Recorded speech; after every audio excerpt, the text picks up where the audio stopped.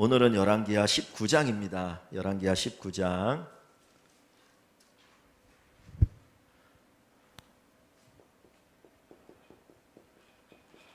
히스기야 왕에 대해서 18장에서 하나님께서 그에 대해서 평가를 하시잖아요. 그런데 히스기야를 얘기할 때 다윗이 행한 모든 길로 행하였다. 다윗과 같이 하나님 기뻐하신다라고 얘기하죠.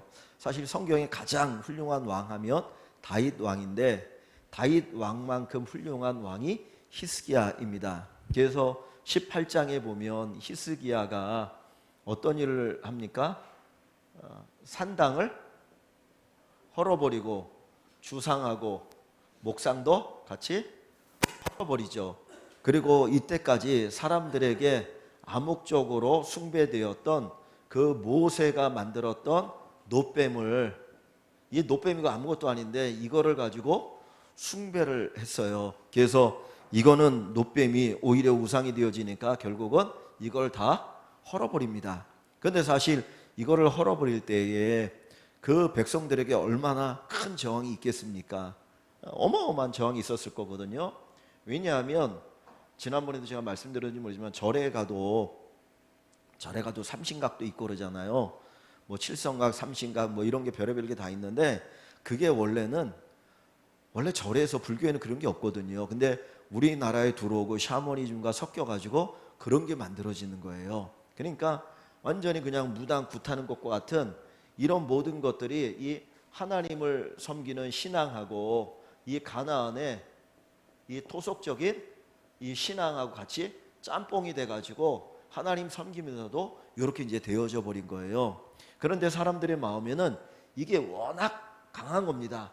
우리가 하나님 떠나지 않아. 그러나 우린 이것도 포기할 수 없어. 뭐 이런 거거든요. 그래서 철저하게 하나님만 섬겨야 된다. 그래서 이런 모든 걸 다 없애는 엄청난 이제 종교 개혁을 일으켰어요. 그래서 이 히스기야 왕이 대단하고 여기에 또 대단한데 요 히스기야 왕이 이렇게 하나님 보시기에 대단한 왕이면 우리 같으면 어떻게 됩니까?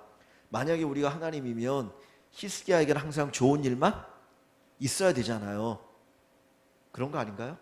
사실 우리가 예수를 믿으면서 예수를 믿는다고 할 때 예수 믿으면 구원을 받는다. 그리고 예수 믿으면 하나님이 복을 주신다 그러니까 우리는 예수 믿으면 다 모든 일이 잘 돼야 된다고 생각을 하고 예수 믿거든요.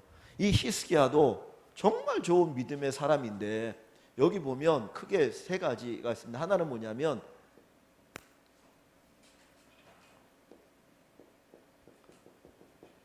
아수르가 침략을 하는 거예요. 이 아수르는 세계에서 가장 강한 나라인데 세계에서 가장 강한 나라가 이 남쪽 유다를 침략을 할 때 히스기야가 얼마나 큰 고통이겠습니까? 그렇잖아요. 우리가 생각하면 하나님이 복을 주셔도 시원찮은데 복이 아니라 아수르라는 나라가 침략을 할 때에 히스기야 얼마나 놀랄 수 있겠습니까? 그러니까 한 번 침범하죠. 두 번째 또 다시 아수르가 침략을 하죠. 그리고 전쟁이 끝난 다음에 하나님 또 히스기야에게 뭐라 하면 야 너 이제 죽을 거니까 죽을 준비를 해라 얘기하거든요. 갖고 나중에 기도를 통해서 이 문제도 해결하는데 사실 히스기야에게 생각지 않은 이런 일들이 벌어지고 있다는 거예요. 그러니까 우리가 믿음으로 살아가지만 우리의 삶 속에서도 사실은 생각지 않은 어려움이 다가올 수 있다는 걸 우리가 인정을 해야 되겠죠. 왜냐하면 또 하나 보면 다윗이 30에 왕이 되었고 40년 동안 왕으로 있다가 70세에 죽잖아요. 그런데 다윗이 30에 왕이 되기 전에 17살 때 무슨 사건이 있습니까? 골리앗을 무찌르는 사건이 나오잖아요. 17살 때 골리앗을 이기거든요. 그리고 그가 골리앗을 이기고 나중에 사울 왕의 사위가 되고 그 다음부터 무슨 일이 있습니까? 쫓겨다니잖아요. 여러 번 죽을 뻔하잖아요. 그러니까 하나님께서 다윗을 딱 만났을 때 뭐라고 말하니까 야, 내 마음이 합한 사람이다. 나는 중심을 보는 하나님이야. 내 마음이 합한 사람이야. 그렇게 다윗을 인정해 놓으셨는데 다윗의 인생은 엄청난 고난이 있어요. 자기 장인이 자기를 죽이려고 해. 그리고 이제 나중에 왕이 되어지고 나서 그 다음에 살아가는 동안에 그때 다윗이 지은 죄가 있지만은 나중에 누가 또 다윗을 죽이려고 합니까? 아들 압살롬이. 그래서 또 도망자 신세가 되잖아요. 울고불고, 그리고 맨발로 막 울면서 머리 흐트러진 상태에서 도망가는 그 다윗의 모습을 생각해 보십시오. 그러니까 다윗도 사실 가장 훌륭한 왕인데도 그의 삶에도 이런 고난들이 또 있기도 하더라. 그런데 하나님께서 그렇게 사랑하는 다윗인데, 히스기야인데 왜 이런 고난을 주십니까? 이 고난의 시간이 결국 하나님께서 다윗을 어떻게 하는 건가요? 다 성숙시키는 거죠. 성숙시키는 거죠. 그러니까 잘은 모르겠지만은 우리가 분명히 아는 건 뭐냐면 인생은 이 세상으로 끝나는 게 아니잖아요. 그죠? 우리의 삶이 이 세상으로 끝나는 거라면 뭐 다윗이나 히스기야처럼 그렇게 하나님 뭐 사랑 안 하셔도 되고요.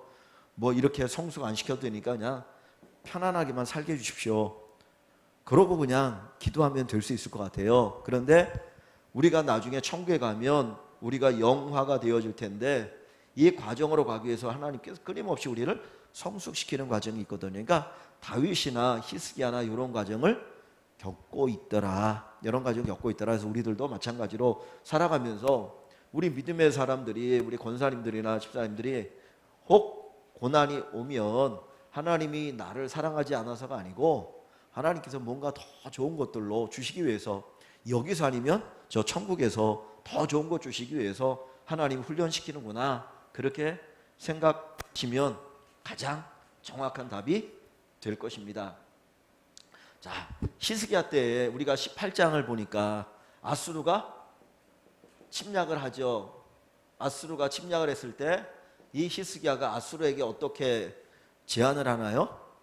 내가 당신의 종이 되겠다. 원하는 거 다 주겠다. 그러니까 아수르 왕이 금 30달란트 그리고 은 300달란트를 내놓으라고 그러죠. 그래서 이제 성전에 있는, 그리고 왕의 곳간에 있는 모든 걸 다 모아갖고 금 30달란트, 은 300달란트를 내어줬어요. 그죠? 은 30달란트면 얼마라고 그랬습니까? 30 곱하기 34kg 하니까 한 1톤 정도 되는 거예요. 트럭 한 대의 금, 트럭 10대의 은을 아수르 왕에게 줍니다. 근데 히스기야가 왜 이런 제안을 할까요? 이런 제안을 왜 하겠습니까? 내 힘으로 도저히 이길 수 없다라는 생각을 갖기도 했겠죠. 그리고 하나님에 대해서 어떤 이런 신실한 모습을 나타내면서도 하나님에 대해서 100% 신뢰하지 못한 부분이 있겠죠. 그죠? 왜냐하면 이 아수라는 나라는 세계에서 가장 큰 나라고, 그리고 가는 곳마다 다 이겨서 다 정복하는데 우리가 어떻게 이길 수 있겠느냐? 하나님이 이기실 수 있을까? 뭐 이런 생각을 할 수도 있지 않았겠습니까? 그래서 돌려보냈는데 그 다음에 다시 아수르가 다시 또 침략을 하는 거예요. 두 번째. 그러니까 이제 이때 이 문제를 어떻게 해결할 것이냐가 오늘 본문의 내용입니다. 그래서 지난번에 제가 말씀드린 게 인간의 생각과 인간의 방법으로 문제를 해결하면 그것이 다 해결되는 게 아니더라. 임시방편이지 나중에 또 그 문제가 폭발하게 되어질 수 있다는 거죠. 그래서 철저하게 하나님 앞에서 하나님의 도움으로 문제를 해결해야 되는 부분을 우리가 생각해야 되겠죠. 자, 오늘 본문으로 가면 이제 두 번째, 이 아수르가 침략을 할 때 아수르 왕 산헤립이라는 왕이 랍사게라고 하는 자기의 신하를 통해서 히스기야에게 공갈 협박을 하잖아요. 그래서 우리가 18장에서 그걸 보지 않았습니까? 이 공갈 협박을 받고 이 히스기야가 어떻게 하느냐, 오늘 한번 본문을 보면서 한번 말씀을 나눠보겠습니다. 자, 오늘 제목을, 열왕기하 19장의 제목을 히스기야의 기도를 들으신 하나님 그랬습니다. 히스기야 기도를 들으신 하나님. 히스기야가 하나님 앞에 기도할 때 그 기도를 하나님이 들으셨다라는 거죠. 그러니까 우리의 기도를 들으시는 하나님, 나의 기도를 들으신 하나님. 그래서 우리가 기도하면 하나님이 우리의 기도를 들어주십니다. 자, 1번을 봅니다. 히스기야는 랍사게의 협박 협박을 어떻게 합니까? 랍사게 협박을 받고 히스기야가 어떻게 하는가 한번 볼까요? 자, 19장 1절부터 한번 같이 읽어보겠습니다. 19장 1절에서 자 4절 말씀 한번 같이 볼게요. 1절부터 4절. 히스기야 왕이 듣고 그 옷을 찢고 굵은 배를 두르고 여호와의 전에 들어가서 왕궁의 책임자인 엘리야김과 서기관 셈나와 제사장 중 장로들에게 굵은 배를 둘러서 아모스의 아들 선지자 이사야에게로 보내매 그들이 이사야에게 이르되 히스기야의 말씀이 오늘은 환난과 정벌과 모욕의 날이라 아이를 낳을 때가 되었으나 해산할 힘이 없도다. 랍사게가 그의 주 아수르 왕의 보냄을 받고 와서 살아계신 하나님을 비방하였으니 당신의 하나님 여호와께서 혹시 그의 말을 들으셨을지라. 당신의 하나님 여호와께서 그 들으신 말 때문에 꾸짖으실 듯하니 당신은 이 남아있는 자를 위하여 기도하소서 하더이다 하니라. 아멘. 자, 이 히스기야 왕이 이 아수르가 침략 두 번째 침략했을 때 그때는 어떻게 합니까? 첫 번째는 자기 꾀로 그 문제를 풀어보려고 했지만 그것이 안 되니까 두 번째 침략했을 때 그는 어떻게 하나요? 1절에 보면 히스기야가 어디로 들어갑니까? 여호와의 전에 들어가서 그랬어요. 여호와의 전에 들어가서. 왜 여호와의 전에 들어갈까요? 뭐 하러 가겠습니까? 기도하러 가겠죠. 그죠? 하나님의 전에 기도하러 갑니다. 그런데 그 기도하러 갈 때 그의 보면 어떻게 하냐면 히스기야 왕이 듣고 그 옷을 찢고 자기 옷을 찢고 뭘 입어요? 굵은 배를 두르고 여호와의 전에 들어가서 그랬어요. 굵은 배를 두르고 그거는 이제 어떤 슬픔을 당하거나 죄를 회개하거나 어떤 큰 어려움을 당할 때에 이런 굵은 배를 입거든요. 자기 몸에 고통을 주기 위해서. 그러니까 이 히스기야가 굵은 배를 입고 있는 것은 우리가 말할 수 없는 큰 고통을 지금 받고 있습니다라고 하는 것을 하나님 앞에 표현하기 위한 것이죠. 그리고 여호와의 전에 들어갑니다. 그러니까 하나님 앞에 기도하러 가는 거예요. 하나님 앞에 이 문제를 가지고 기도하러 들어갑니다. 자, 그러면서 히스기야는 자기만 기도할 뿐만 아니라 어떻게 합니까? 3절에 보니까 이사야에게로 보내죠. 몇몇 사람들 2절 끝부분에 보면 선지자 이사야에게로 보내매 이사야 선지자에게 기도해달라고 보내는 거예요. 그러면서 뭐라고 기도를 요청을 하냐면 3절 말씀을 봅니다. 그들이 이사야에게 이르되 히스기야의 말씀이 왕이 이렇게 얘기한다는 거예요. 오늘은 지금 아수르가 침략한 이 오늘은 환난과 징벌과 모욕의 날이라. 우리가 환난을 당하고 징벌을 당하고 모욕을 당하는 날이다라고 이야기를 합니다. 그러면서 하는 이야기가 아이를 낳을 때가 되었으나 해산할 힘이 없도다. 이 말이 뭔가요? 아이를 낳을 때가 되었으나 해산할 힘이 없도다. 아이를 낳아야 되는데 힘이 없어서 아이를 못 낳으면 어떻게 되나요? 누가 죽어요? 애도 죽고 산모도 죽겠죠. 그죠? 그러니까 이거는 낳아야 돼요. 그런데 낳을 힘이 없으니까 다 죽게 생겼다는 거예요. 반드시 어떻게 해결해야 되는데 해결할 힘이 없습니다. 그러니까 지금 이스라엘의 형편을 이야기하는 거죠. 우리가 이렇게 힘이 없다. 이거 어떻게 감당할 능력이 없다. 이거 반드시 아수르를 물리쳐야 되는데 우리의 힘으로는 도저히 감당할 수가 없습니다. 그 이야기를 하고 있는 겁니다. 그러면서 그 뒤에 4절을 보시면 중요한 말이 나옵니다. 랍사게가 그의 주 아수르 왕의 보냄을 받고 와서 살아계신 하나님을 무엇한다고요? 비방하였으니. 살아계신 하나님을 비방하였으니 라고 이야기합니다. 살아계신 하나님을 비방하였으니. 지금 이 히스기야는 하나님을 어떤 분으로 지금 고백하는 건가요? 살아계신 하나님. 하나님이 살아계신다는 거죠. 하나님이 죽은 하나님이 아니고 살아계신 하나님이라는 걸 이야기하는 거예요. 여기 뒷부분에 가보면 자, 어디를 보시냐면 17절 한번 보세요. 17절을 보시면 하나님 앞에 히스기야가 이제 기도하는 내용 가운데 하나인데 여호와여 아수르 여러 왕이 과연 여러 민족과 그들의 땅을 황폐하게 하고 수많은 나라를 정복했다는 겁니다. 그리고 또 그들의 신들을 불에 던져 싸우니 여기 그들의 신, 그 민족 그 나라들이 섬기는 신상을 얘기하겠죠. 신의 상을 만들어서 신상을 만들어서 섬겼을 거 아닙니까? 그 신상을 불에 던져 싸우니 이는 그들이 뭐가 아니요? 신이 아니요 사람의 손으로 만든 것 곧 나무와 돌뿐이므로 멸하였나이다 그랬습니다. 사실 앞부분에 또 저희가 나오는 부분이 있는데, 자 여기 보면 여러 민족의 나라들이 섬겼던 신들은 뭐라는 거예요? 다 가짜라는 거죠. 아무것도 아니다. 그건 아무것도 아니고 오직 여호와 하나님만이 살아계신 참 하나님, 참 신입니다라는 고백을 하고 있는 겁니다.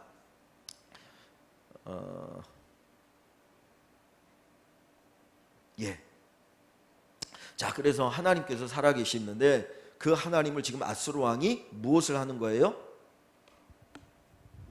지금 하나님을 비방한다 그러잖아요. 근데 아수르 왕이 사실은 누구를 비방했습니까? 엄밀하게 따지면 히스기야 왕을 비방하는 거잖아요. 그리고 이스라엘 여길 비방하면서 야 너희 힘이 없으니까 너희는 우리 손에서 나올 수 없어. 그리고 항복하라고 얘기하는 건데, 히스기야는 뭐라고 하냐면 그것을 가리켜서 하나님을 비방하는 것이라고 얘기하거든요. 그러니까 결국은 이 이스라엘이 지금 당하고 있는 히스기야 문제는 누구의 문제로 이야기하는 겁니까? 하나님의 문제로 이야기하는 거예요. 내 문제뿐만 아니라 하나님의 문제입니다. 저희들이 이제 자녀를 기르면,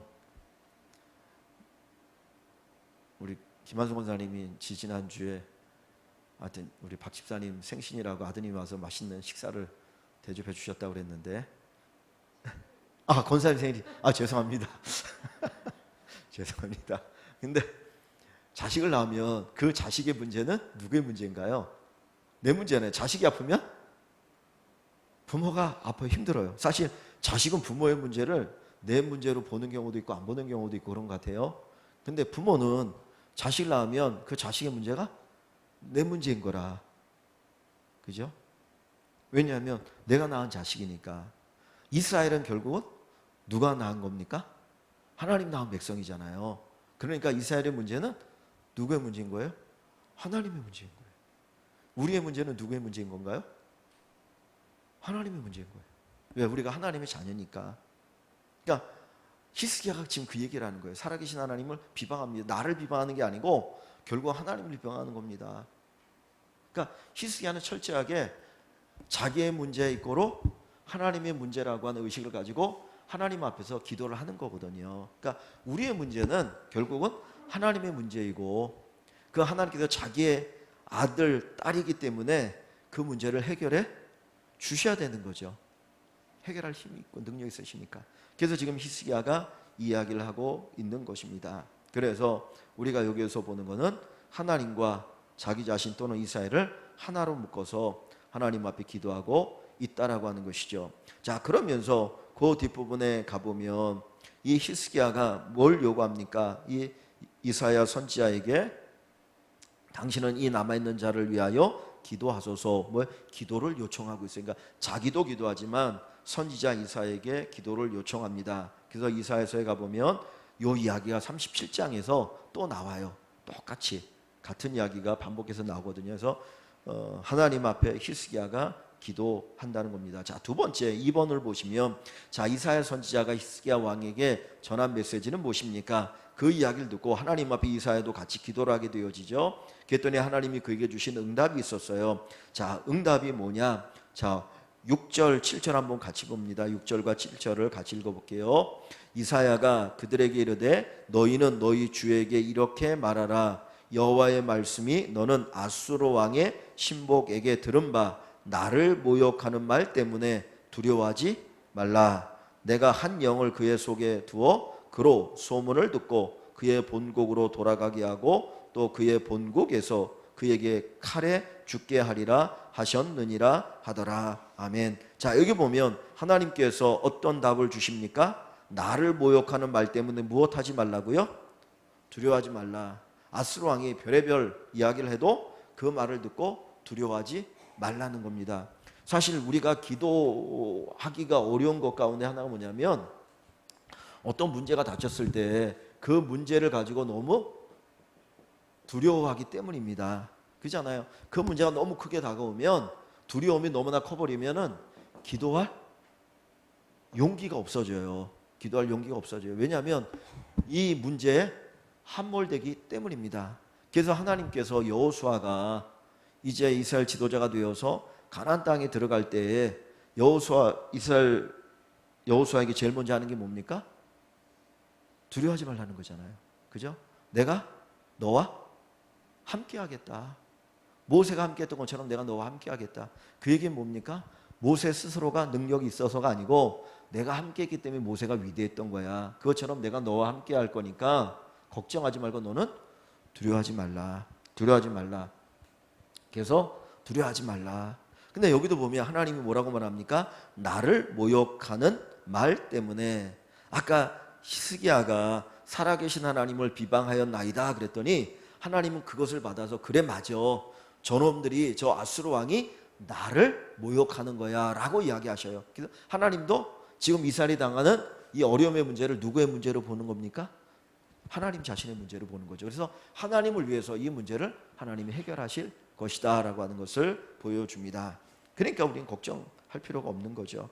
그래서 하나님께서 그렇게 이사야 선지자에게 말씀하셔요. 자, 3번으로 봅니다. 아수르 왕이 히스기야 왕을 협박하는 내용은 무엇입니까? 자, 8절부터 13절에 보면 쭉 앞에서 했던 이야기를 또 하고 있어요. 자, 몇 절을 보시냐면 9절부터죠. 협박하는 내용 보십니까? 근데 자, 여기 10절부터 한번 볼게요. 10절을 보시면은 너희는 유다 왕 히스기야에게 이같이 말하 이르기를 지금 이제 아수르 왕이 그 몇몇 사신에게 하는 이야기예요. 자, 말하기를 내가 믿는 내 하나님이 너희가 믿는 너희 하나님이 예루살렘을 아수르 왕의 손에 넘기지 아니하겠다 하는 말에 속지 말라. 하나님이 너희를 지켜준다? 그 말 속지 마.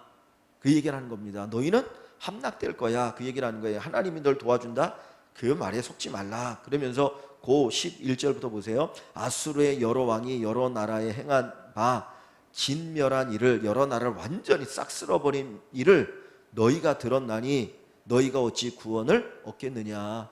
너희가 다른 나라보다 아람보다 더 힘이 세? 아니잖아. 아람이라는 나라 더 힘이 세는데 아람도 망했는데 북이스라엘도 망했는데 너희라고 안 망할 것 같아? 너희도 망해. 이 얘기하는 거예요 지금.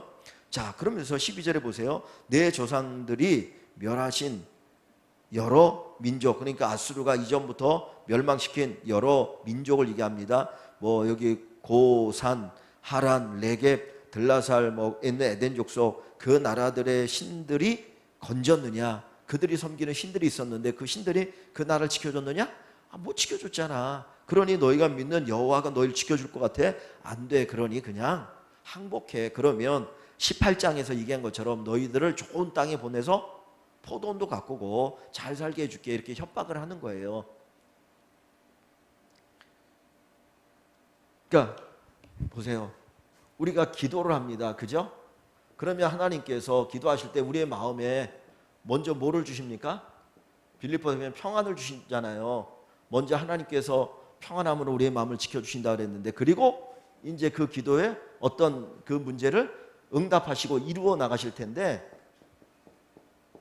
이루어 나가는데 요 사이에 사단이 끊임없이 뭘 합니까? 다시 공격하거나 협박하거나 우리의 마음에 또다시 두려움을 막 일으키려고 한다는 거예요. 그냥 두려워하지 말라. 내가 하겠다 딱 그랬는데, 그러면 금방 딱 이루어지면 되는데 일이 금방 이루어집니까? 안 이루어지잖아요. 그죠?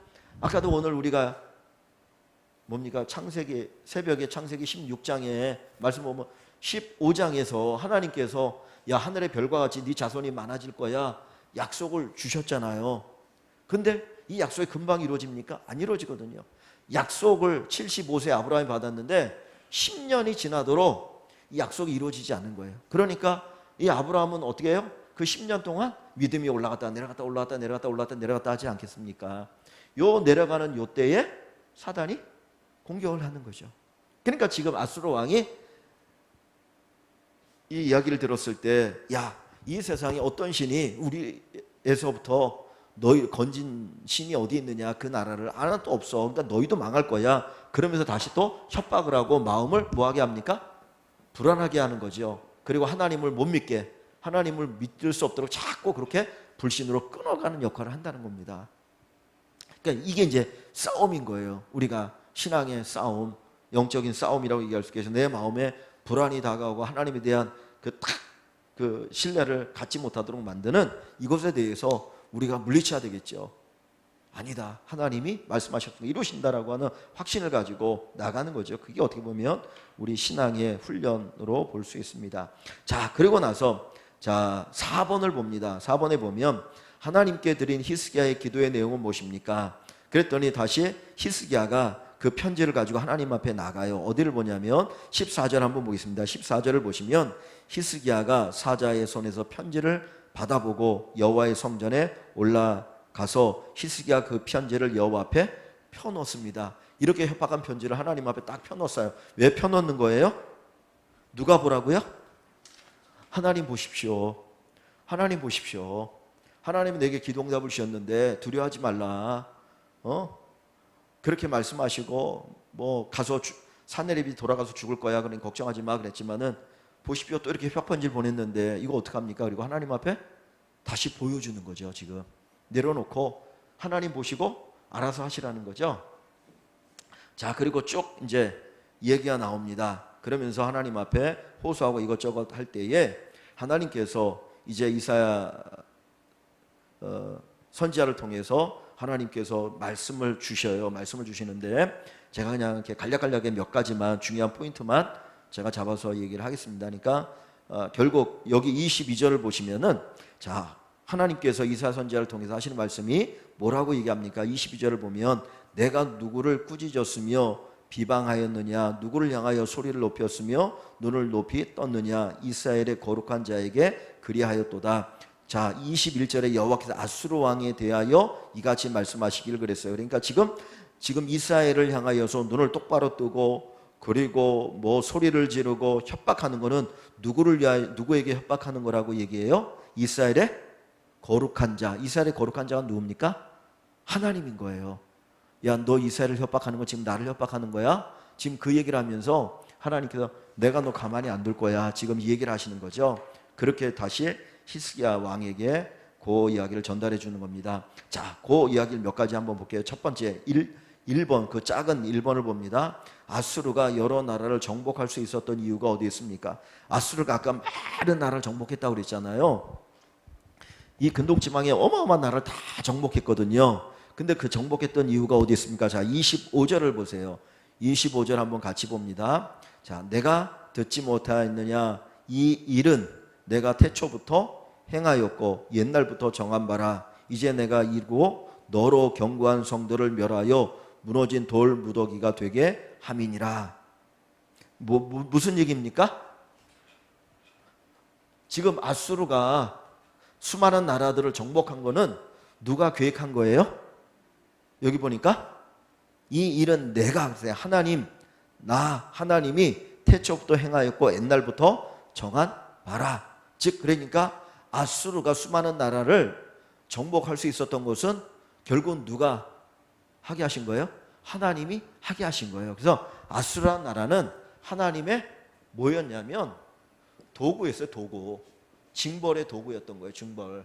그래서 먼저 우리가 17장 앞부분에서 북이스라엘이 아수르에게 멸망을 하잖아요. 이 죄지은 이스라엘을 하나님이 이 아수르라는 나라를 도구로 삼아서 북이스라엘을 징벌한 것뿐이에요. 나중에 바벨론이라는 나라도 마찬가지고. 그런데 이제 스스로 교만해지는 거죠. 야, 우리가 수많은 날 다 물리쳤어. 우리가 대단해. 그리고 교만해지니까 하나님이 그래? 또 그럼 이제 너희도 가. 그래서 또 하나님이 또 징벌하시기 때문에 그 이야기는 이제 뒷부분에 나오고요. 자, 그래서 여기 보니까 하나님께서 하나님의 능력이지 아수르가 아니라는 겁니다. 그러니까 교만하면 안 되는데. 자, 2번에 보면 자, 그래서 2번 교만한 아수르죠. 자기 힘으로 다 이겼다고 생각했던 그 교만한 아수르에 대해 하나님께서 어떻게 하실 것을 말씀하고 계시나요? 자, 27절과 28절입니다. 27절, 28절을 한번 같이 볼게요. 내 거처와 내 출입과 내가 내게 향한 분노를 내가 다 아노니 내가 내게 향한 분노와 내 교만한 말이 내 귀에 들렸도다. 하나님에게 들렸다는 얘기예요. 그러므로 나 하나님이 갈고리를 내 코에 꿰고 재갈을 내 입에 물려 너를 오던 길로 끌어 돌이키리라. 뭔 얘기입니까? 하나님이 어떻게 했다는 거예요? 완전히 박살내는 거죠. 근데 여기 보면 표현이 어떤 표현입니까? 갈고리로 내 코에 꿰고 재갈을 내 입에 물려서 오던 길로 다시 돌아가게 하겠다. 갈고리로 꿰다라고 얘기합니다. 코를 꿰고 그리고 입에다 재갈을 물려서 말도 못하게 하고 끌고 간다는 거예요. 그러니까 되게 비극적이잖아요. 그죠? 그러니까 그렇게 해가지고 내가 질질 끌고 가겠다. 네가 교만해갖고 내가 너를 도구로 쓰고 있는데 겸손해야 되는데 어느 순간에 네가 교만해? 그리고 나를 비방해? 내가 가만히 안 둘 거야. 그래서 꿰고 입에다 재갈을 물리고 끌고 간다는 거죠. 끌려갈 수밖에 없죠. 그래서 하나님이 어떻게 하시겠다? 멸하신다라는 거죠. 그 교만에 대해서. 자, 3번을 봅니다. 자, 그리고 나서 하나님이 이스라엘이 회복될 것에 대한 징조는 무엇입니까? 그리고 이스라엘은 회복시켜 주겠다라고 하는데 어떻게 하나님이 회복시켜 주겠다고 합니까? 자, 29절부터 여기 31절입니다. 29절부터 31절 한번 같이 읽어볼게요. 또 내게 보일 징조가 이러하니 너희가 금년에는 스스로 자라난 것을 먹고 내년에는 그것에서 난 것을 먹되 제3년에는 심고 거두며 포도원을 심고 그 열매를 먹으리라. 유다 족속 중에서 피하고 남은 자는 다시 아래로 뿌리를 내리고 위로 열매를 맺을지라. 남은 자는 예루살렘에서부터 나올 것이요 피하는 자는 시온 산에서부터 나오리니 이는 여호와의 열심히 이 일을 이루리라 하셨나이다 하니라. 자, 하나님이 이렇게 하시겠다는 거예요. 징조를 보여줍니다. 금년에는 29절에 스스로 난 것을 먹고 내년에는 그것에서 난 것을 먹되 제3년에는 심고 거두며 포도원을 심고 그 열매를 먹으리라. 나무를 심으면은 한 3년이 있어야 열매가 맺어지는 거 아닙니까? 그러니까 그 전까지는 포위되고 여러 가니까 뭐 땅이 황폐하고 지을 수가 없었던 거예요. 그러니까 하나님이 회복시켜 주니까 그때는 열매가 없으니까 먼저 그냥 땅에서 나는 것으로 너희가 먹을 것이다. 2해 동안은. 그런데 3년이 되면 그 나무에서 열매가 나서 그거 먹을 수 있을 것이다. 즉 다시 말하면 회복인 거죠. 그러니까 지금은 그 땅이 엄청나게 황폐되어 있는 상황이에요. 그런데 하나님이 3년이 지날 때 열매를 맺을 수 있도록 하나님이 하신다라는 겁니다. 그러니까 너희가 회복되어질 것이다 하는 걸 얘기하고 그 밑에는 이런 나무를 표현하고 있어요. 이스라엘을 나무로 표현해가지고 남은 자 가운데 다시 아래로 뿌리가 내리고 위로 열매를 맺으리라. 뿌리가 견고하게 내려야 위에 열매가 많이 맺잖아요. 그러니까 다시 어떤 그 민족의 뿌리, 신앙의 뿌리가 다시 잘 내려서 열매 맺는 그런 일이 있게 되어질 것이다. 그래서 여기 뭐 시온산, 예루살렘 같은 이야기죠. 예루살렘을 시온산이라고 하기도 하고 하니까 그래서 이렇게 하나님 회복시켜 줄 것이다. 그러니까 상상할 수 없는 일이에요. 완전히 나라가 지금 망하느냐, 어떻게 살아남느냐 그 위기 속에 있는데 하나님이 걱정하지 마, 두려워하지 마. 내가 저 아수를 완전히 멸할 거야. 그리고 꿰가지고 내가 끌고 가. 그러면서 너희가 이제 얼마 지나면 여기서 나는 것을 먹고 마실 수 있으니 걱정하지 마라. 하나님 그 약속을 하십니다. 자, 여기 그 다음에 중요한 것 하나 있습니다. 자, 4번으로 가보면 이스라엘의 구원은 무엇으로 이루어집니까? 이스라엘의 구원은 무엇으로 이루어지나요? 31절 끝부분에 보면 하나님이 이렇게 하시겠다라고 말씀하시고 뒷부분에 보니까 어떻게 말씀하나요? 여호와의 열심히 이 일을 이루리라. 누구의 열심이에요? 여호와의 열심이에요.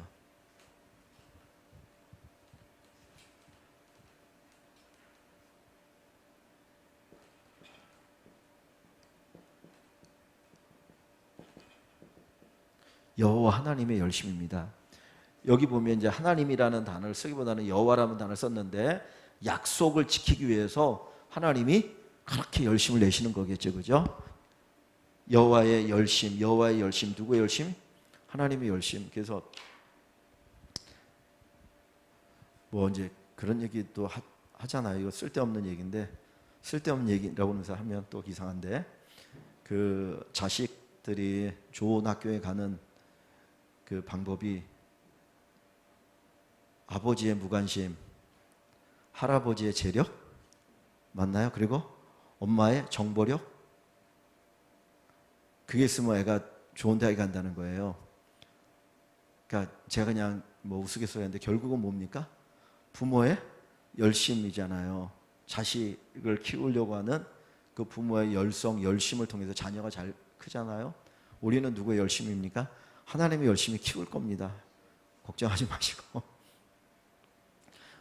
제가 이제 그 많이 보는 것 가운데 하나는 개척교회 목사님 자녀들이 또 좋은 학교 가는 경우 많아요. 하나님께서 또 책임져 주시니까. 큰 교회 자녀들이 또 방탕한 경우 많고, 뭐 몰라, 그거는 하나님이 하시는 일인데 중요한 거는 하나님의 열심, 여기 하나님의 열심. 이사야 9장 7절인가 보면 거기도 하나님의 열심이라는 말이 나와요. 예수님을 평강의 왕을 우리에게 보내주실 때 하나님의 열심이라는 표현을 얘기합니다. 그러니까 한번 볼까요?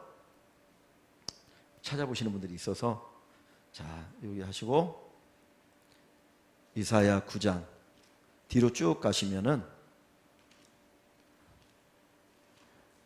몇 쪽입니까? 978쪽에 977쪽부터 쭉 보시면은 7쪽이나 8쪽에 이사야 9장 6절 예수님의 탄생에 관한 예언이거든요.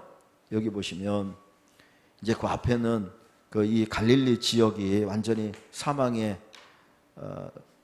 땅이라고 하는 표현을 쭉 쓰고 있고요. 거기서 하나님께서 흑암에 행하던 백성이 빛을 비칠 것이다. 예수님을 통해서 구원을 얘기하시고, 자 9장 6절에 보시면 이는 한 아기가 우리에게 낳고, 예수님을 얘기하는 겁니다. 한 아들을 우리에게 주신 바 되었는데 그는 그의 어깨에는 정사를 메었고 그의 이름은 기묘자라, 모사라, 전능하신 하나님이라. 이 기묘자라는 말은 원더풀이란 말이에요. 영어로 놀랍다, 엄청나게 놀라우신 분이다. 그리고 모사라고 하는 거는 뭐 카운셀러 뭐 이런 의미입니다. 그래서 우리를 옆에서 도와주고 우리의 어떤 살픔에 대해서 이렇게 상담해 주면서 보신 하나님. 그 다음에 전능하신 하나님이라, 영존하신 아버지라, 평강의 왕이라 할 것입니다. 이렇게 예수님에 대해서 얘기합니다. 그러면서 7절에 그 정사와 평강의 더함이, 정사를 더하고 평강을 더함이 무궁하며 또 다윗의 왕자와 그의 나라에 군림하여 왕으로 오신 하나님이죠. 예수님.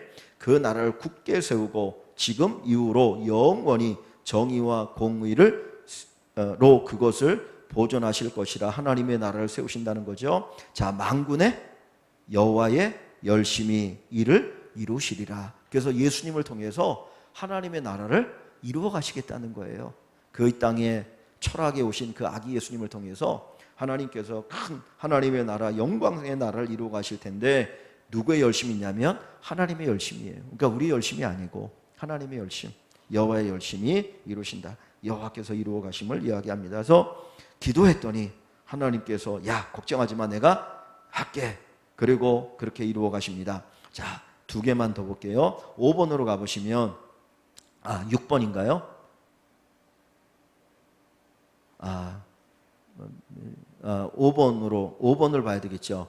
자, 5번을 보시면 결국 이 전쟁은 어떻게 될 것입니까? 아수르가 침략한 이 전쟁은 어떻게 되는 건가요? 자, 그래서 32절에 그러므로 그랬어요. 그러므로 하나님께서 이렇게 쭉 말씀하시고, 그러므로 이제는 어떻게 하나님이 하신다는 겁니까? 여호와께서 아수르 왕을 가리켜 이르기를 그가 이 성에 이르지 못하며, 이 성은 어디입니까? 예루살렘을 얘기하는 거예요. 지금 예루살렘을 포위하고 함락시키려고 하는데 이 성에 이르지 못하고 예루살렘을 어떻게 합니까? 함락시키지 못하며 이리로 화살을 쏘지 못하며 방패를 성읍을 향하여 세우지 못하며 치려고 토성을 쌓지도 못하고, 그러니까 즉 예루살렘을 공격하지 못한다는 거예요. 하나도 공격하지 못하는. 왜? 하나님이 지켜주시니까. 자, 그리고 대신에 아까 33절에 보면 오던 길로 돌아가고, 아까 이 말이 뭡니까? 28절에 갈고리로 코를 꿰고 재갈을 입에 물려서 오던 길로 끌고 가겠다라고 하잖아요. 그 이야기 그대로 하는 거에서 아수르 왕이 오던 길로 다시 돌아가고 이 성에 이르지 못하리라 하셨으니 이는 여호와의 말씀이니라. 그러면서 자, 이렇게 해서 결국은 하나님이 예루살렘을 보호하시겠다는 거죠. 자, 34절을 보시면 그 보호하심 속에서 뭐라고 말하냐면, 왜 하나님이 예루살렘을 보호하시는가 보세요. 나는 누굽니까? 내가는 누구를 얘기하는 거죠? 하나님이 얘기하는, 지금 하나님께서 말씀하시는가? 나 여호와 하나님이 나와 나의 종 다윗을 위하여 이 성을 보호하여 구원하리라. 지금 누구를 위해서 이 예루살렘 성을 보호하는 거예요? 하나님 자신과 다윗을 위해서. 다윗이 어떤 사람이야? 신실한 사람이잖아요. 그리고 하나님이 약속하셨잖아요. 사무엘하 7장에 내가 네 나라가 견고하게 될 것이다. 메시아가 올 것이다. 그래서 하나님이 약속대로 하나님이 하시니까, 하나님이 약속하셨기 때문에 그 약속을 이루시는 거예요. 그러니까 우리의 열심이 아니고 우리의 어떤 공로도 아니에요. 철저하게 하나님의 은혜고 하나님의 사랑이고 하나님의 능력입니다. 하나님이 그렇게 이루신다는 겁니다. 그래서 여기 34절 말씀이 너무나 중요한 것 같아요. 내가 나와 나의 종 다윗을 위하여 이 성을 보호하여 구원하리라. 내가 잘나서가 아니고 전체 하나님의 은혜구나. 자, 이렇게 하나님께서 이제 이사야 선지자를 통해서 말씀하셨어요. 응답하셨어요. 그리고 나서 진짜 어떻게 되는가 한번 보세요. 마지막 6번을 보시면 결국 히스기야의 기도에 하나님은 어떻게 응답하십니까? 어떻게 그 응답을 이루어 가시는가요? 자, 35절부터 볼게요. 이 밤에 이 이사야를 통해서 하나님이 히스기야에게 응답을 주신 밤이죠. 이사야를 통해서 하나님께서 말씀하신 그날 밤에 여호와의 사자가 하나님의 천사가 나와서 어떻게 하셨는지 모르지만은 아수르 진영에서 군사 18만 5천 명을 친지라. 18만 5천 명의 군사가 하룻밤 사이에 다 죽었어요. 18만 5천이면 얼마나 많은 수입니까? 제가 기억은 잘 나지 않지만은 코로나가 발병했을 때 그 막 전 세계에서 막 사람들 죽어나가지 않았습니까? 그때 저 브라질인가에서 그걸 보여줬는데 진짜 엄청나게 죽더라고요. 그래가지고 막 땅 파고 그냥 어떻게 하지 못하고 묵고 뭐 냉동 뭐 영안실에 가지도 못하잖아요. 근데 그게 몇 명이 되는지 모르겠어요. 그 해봤자 몇만 안 되거든요. 18만 5천이라고 생각해 보십시오. 18만 5천이면 국회의원 한 사람 뽑나? 더 뽑죠? 최소 2만 얼마인데 우리 성북구 인구가 한 20몇만인가 되는걸요? 그래서 국회의원 둘 뽑는 것 같은데, 그러니까 2만인가 3만 명부터 해갖고 몇 명까지 국회의원 한 명 뽑고 이제 그러거든요. 그러니까 아마 성북구 인구가 맞나? 아닌가요? 20몇만? 아닌가? 더 되나? 서울의 구가 24개인가 25개 구거든요. 근데 한 1000만이 산다고 해보면 한 40만 되나요? 헷갈린다. 그러니까 만약에 성북구 인구를 40만 잡으면 18만이면 거의 반이 죽은 거예요. 성북구 인구에. 그죠? 40만 잡아야 1000만 되겠죠? 서울시 인구가 평균적으로 잡으면. 그러니까 성북구 인구가 어느 날 갑자기 20만이 없어진 거예요. 다 죽어가지고. 그러면은 하나님이 한 번에 팡 치니까 화살 하나 쏘지 않고 칼 하나 휘두르지 않고 18만 5천 명이 그냥 죽어요. 자, 그리고 두 번째로 하나님 말씀하신 대로 또 어떻게 됩니까? 그 밑에 보면 아수르 왕 사네립이 떠나 돌아가 다 죽어버리고 송장이 되니까 놀래가지고 도망가야죠. 야, 여기 있다는 나도 죽겠다. 그리고 도망을 갑니다. 그래서 니느웨로 갔는데, 그 아수르 수도 니느웨로 갔는데, 그가 그의 신 니스룩의 신전에서 경배할 때 자기 신에게 이제 제사를 드릴 때 아드람멜렉과 사레셀이 그를 칼로 쳐 죽였어요. 하고 가가지고는 쳐 죽였어요. 전쟁에 패하고 왔다고 그래서 죽인 건지 모르겠는데 하여튼 죽었습니다. 그리고는 이 둘은 도망갔거든요. 그러니까 여기 보면 하나님이 예언하신 그대로 다 이루어진 거예요. 앞부분에서 하나님께서 말씀하신 대로 19장 7절에 내가 한 영을 그의 속에 두어 그로 소문을 듣고 그의 본국으로 돌아가게 하고 또 그의 본국에서 그에게 칼에 죽게 하리라 하셨느니라. 이 말씀이 그대로 이루어지잖아요. 그러니까 여기 보니까 결국은 우리에게 가장 큰 무기는 뭔가요? 기도잖아요. 그죠? 기도죠. 근데 기도할 때 그 기도를 가장 방해하는 가장 큰 방해 세력은 뭔가요? 두려움, 그죠? 불신, 그죠?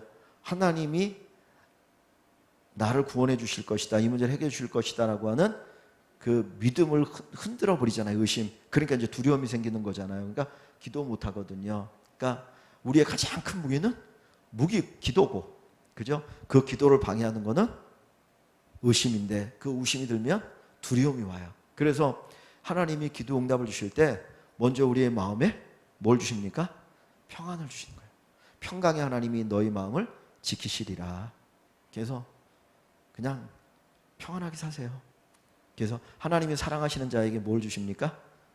잠을 주시잖아요. 왜? 불안하면 잠 못 자거든요. 옛날에는 언제든지 전쟁을 할 수밖에 없는 상황이니까 불안하면 잠을 잘 수가 없잖아요. 그러니까 잠을 자게 한다는 거는 평안을 주신다는 거니까, 평강을 주신다는 거, 얼마나 그게 복이겠어요. 그래서 그냥 예수 믿다가 편안하게 뭐 가는 거죠, 뭐. 예? 예. 그죠? 그러니까 자꾸 이제 맡겨야죠. 그렇죠. 안 가는 사람도 있죠, 뭐. 그 바울 사도도 사단의 가시가 있다고 그러잖아요. 자기한테. 그러니까 갈라디아 사람들에게는 너희가 눈이라도 빼서 나에게 주려고 했다라는 말을 보면 눈에 어떤 큰 고통이 있었던 걸로 보여지기도 하거든요. 근데 또 어떤 분들은 간질일 것이다라고 얘기도 하거든요. 그러니까 한번 생각해 보세요. 만약에 안 지려가지고 눈이 엄청나게 아팠고 막 눈에서 막 진물이 막 줄줄줄 흐른다고 생각해 보세요. 설교하는데 앞에서. 근데 다른 사람 고친다고 하는데 자기는 이게 나오고, 간질이면은 갑자기 설교하다가 막 하고 쓰러져가지고 막 입에서 막 이러면은, 근데 바울도 그랬다 그러거든요. 바울은 저보다도 훨씬 못생겼던 것 같아요. 머리도 대머리에. 아니, 안 고쳤어요. 예. 하나님 앞에 기도했는데 내 은혜가 너에게 족하다, 그것로 죽지는 않았어요. 그냥 하나님이 이제 순교하게 하셨지, 로마에서. 그런데 그러니까 우리 주일날 오후에 보는 그 영화 있잖아요. 그 성지순례 보면 바울을 표현한 사람 보면 어떻습니까? 대머리잖아요.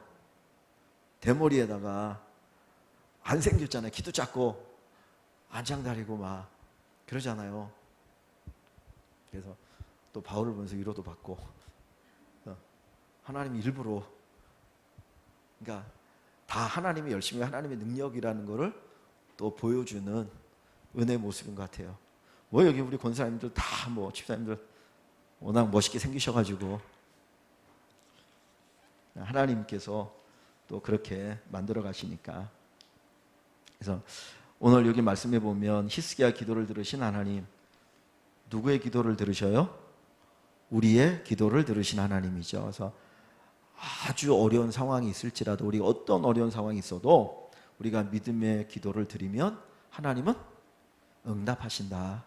그러니까 믿음의 기도를 드리면 응답하신다. 그래서 걱정하지 마시고, 우리가 얼마 살지도 모르는데 평안하게 살아야죠. 마음 편하게. 그래서 하여튼 마음이 편하시면 좋겠습니다. 다 맡기시고. 잠깐 기도할게요.